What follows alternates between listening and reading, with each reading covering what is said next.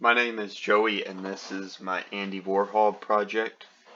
This is the image I chose to use because I'm a big fan of Tyler the Creator's work, and also the background color makes it really easy to select him and not anything else.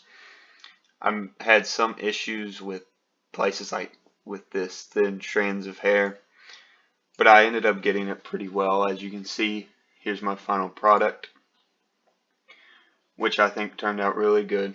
Here you can see my layers.